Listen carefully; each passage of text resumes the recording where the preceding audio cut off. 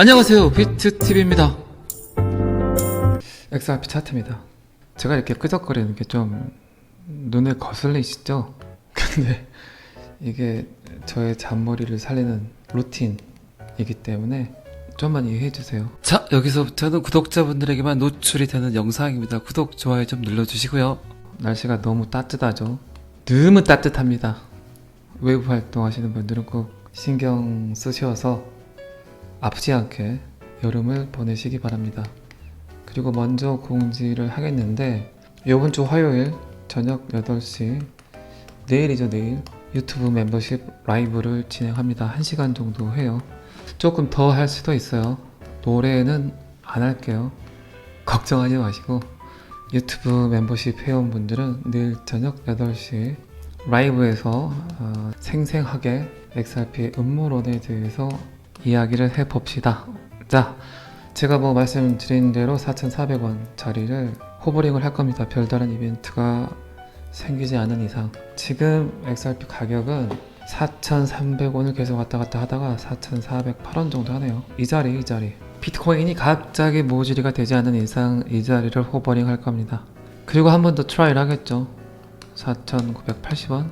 언제쯤 5자를 볼 수 있을까요? 그거는 눈치채셨겠지만 SEC와 리플과의 소송, 요게 정리가 돼야만 ETF도 나오고, IPO는 조금 빵형이 싫다고 했었는데 갈 수도 있겠죠.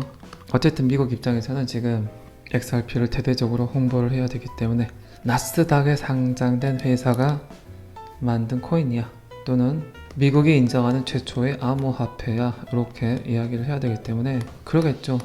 어쨌든 제 생각으로는 지금 시대 최고의 바지 사장은, 첫 번째가 마크 저커버그, 메타 아시죠? 메타, 페이스북. 그리고 두 번째는 일론 머스크. 사람들은 테슬라에 눈이 팔려 있지만, 스페이스X에 눈이 팔려 있지만, 결국 미국이 원하는 건 뉴럴링크, 초코칩. 인간 그 이상의 단계를 꿈꾸는 테스팅을 하고 있잖아요, 지금. 신의 영역을 넘어서려는. 그리고 이제 세 번째로는 WEF의 아젠다이기도 하고, 행님들의 목표이기도 한 통제사회로 가는 첫걸음, 단일 화폐. 단일 화폐도 그냥 단일 화폐가 아니라 계약서를 쓸 수 있는 단일 화폐, 스마트 컨트랙트가 코딩이 된 단일 화폐. 스테이블 코인은 그래서 무서운 거예요, 무서운 거. 스테이블 코인이라는 거래 도구 안에 여권을 넣을 수 있고, 국민 투표권을 넣을 수도 있고, 건강보험 이력을 넣을 수도 있고, 별의별 것들을 다 넣을 수 있습니다. 한마디로 모든 종이가 사라질 수 있는 시대. 단순하게 디지털 화폐라고만 생각하기에는 꽤 부담스러운 디지털 도구. 결제만 해도 여러분들의 개인정보, 금융 데이터, 범죄 이력, 그리고 지극히 개인적인 정보들까지도 모두 디지털을 통해서 이동을 할 수 있습니다. 긍정적으로 본다면 굳이 출입국 검사를 받을 필요도 없고, 투표 때마다 줄 서서 도장을 찍을 필요도 없고, 이 병원 왔다 갔다 하면서 피검사, 엑스레이, MRI 찍을 필요도 없고, 보기에는 되게 좋잖아요, 그죠? 그런데 말입니다, 완벽하게 통제가 되는 디지털 공간이라면 그 누군가는 그 데이터를 들여다볼 수 있다. 여러분들이 특정 정치인을 지금까지는 모르게 투표를 했는데, 투표 시간은 빨라졌지만 여러분들이 누구를 찍었는지 정확히 알 수가 있다. 여행 이력, 여러분들의 정치세까지도 모두 다 그들 손에 데이터가 넘어간다. 거래를 했을 뿐인데 여러분들의 모든 정신세계가 노출이 될 수 있다. 이게 이제 굉장히 무서운 거죠. 그리고 이런 데이터들을 그들은 계속 꿈꾸고 있습니다. 제가 항상 말씀드렸지만 궁극적으로 그들이 원하는 건 사회주의 지상낙원을 꿈꿉니다. 사회주의적 지상낙원을 하겠다고 이야기를 하면서 결국 그들은 양떼들에게 무엇을 요구합니까?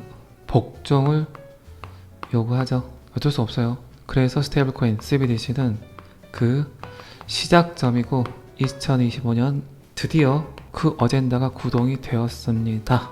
자, 그래도 여러분들은 숫자가 중요하죠. 4,400, 4,440을 계속 유지를 해야만 우리가 원하는 5자를 볼 수 있습니다. 그리고 비트코인이 조금 움직인다면 요번에는 어쩌면 5자를 볼 수도 있겠죠. 자, 차트는 여기까지만 보시고요. 자, 웬만해선 말을 격하게 하지 않는 빵형이 브래드 갈링하우스가 스위프트와 파트너십에 관한 질문에 노라고 표현을 했습니다. 아니다. 우리는 스위프트와 파트너십을 할 필요가 없다. 그냥 스위프트를 제낄 거다. 대체할 거다. 라고 표현을 했습니다. 조금 오버이긴 해요. 그죠? 서두에 제가 이야기 들었지만 미국이 만드는 3대 히어로 중에 하나가 될 빵형 같아요. 제 생각에는 분명히 미국은 빵형을 우상화시킬 겁니다.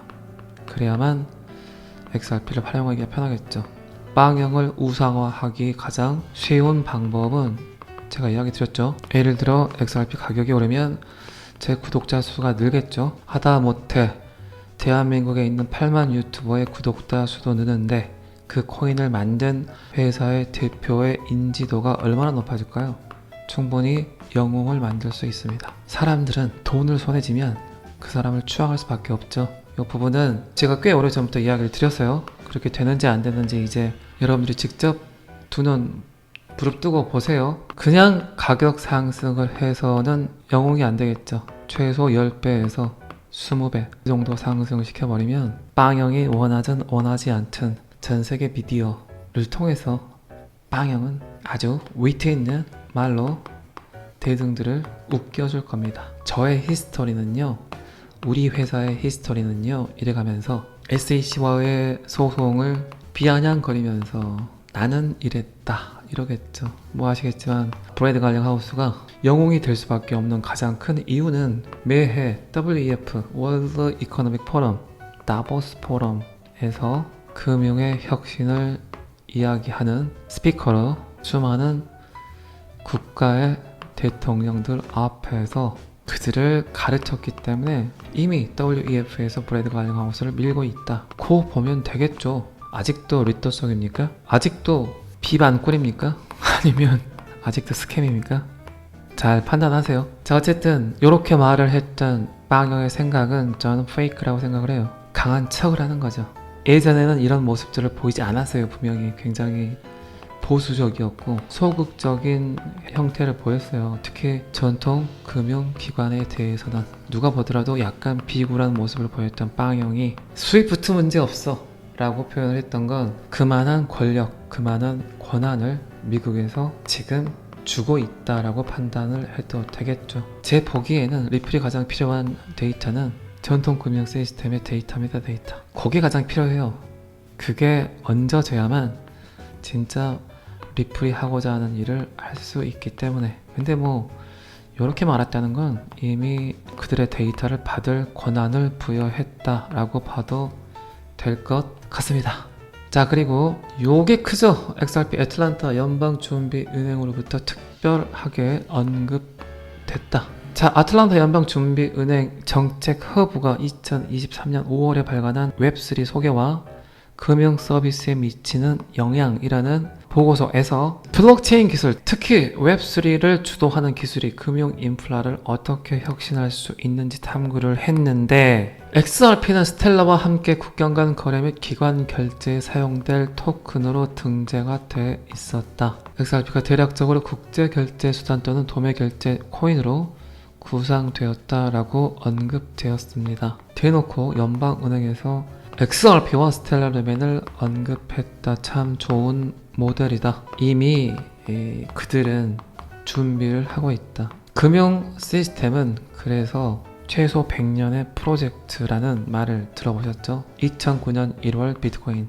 1989년 디지털 화폐를 예측했던 암호학자들, 누가 보더라도 참 혁신적이다, 창의적이다 라고 표현할 수 있지만 행님들의 입장에서 봤을 때는 그냥 그들의 프로젝트일 뿐이겠죠. 세상은 그렇게 움직였으니까. 뭐 XRP에 대한 이런 숨겨진 데이터들은 여기뿐만 아니죠. 제가 뭐 멤버십 라이브를 할 때는 여러 번 보여드렸지만 꽤 오래전부터 전 세계 각국에서 XRP를 인정하고 사용할 수밖에 없는 그 타당성에 관한 데이터들이 많습니다. 제가 본방송에서 이야기했을 때는 그 부분을 많이 이야기 드렸죠. FPC, Fast Payment Commission, 미 연준에 의해서 만들어진 더 빠른 결제위원회. 거기서부터가 디지털 화폐로의 현실적인 시작이 아니었나, 그리고 그들은 그때부터 XRP를 낙점하지 않았나 라는 생각을 저는 꽤 오래전부터 했습니다. 그래서 XRP 했던 거겠죠. 자, 날이 너무 따뜻하죠. 너무 따뜻하니까 외부 활동은 좀 자제하시고 웬만하면 시원한 곳에서 빈둥빈둥 대시면 좋을 것 같습니다. 잘 아시겠지만 비트TV는 제 영상을 시청하시는 모든 구독자분들이 XRP를 통해서 비트TV를 통해서 시원한 여름 나시길 기원합니다. 오늘은 여기까지 하겠습니다. 구독과 좋아요는 항상 저를 너무너무 힘나게 합니다. 감사합니다. 비트TV였습니다.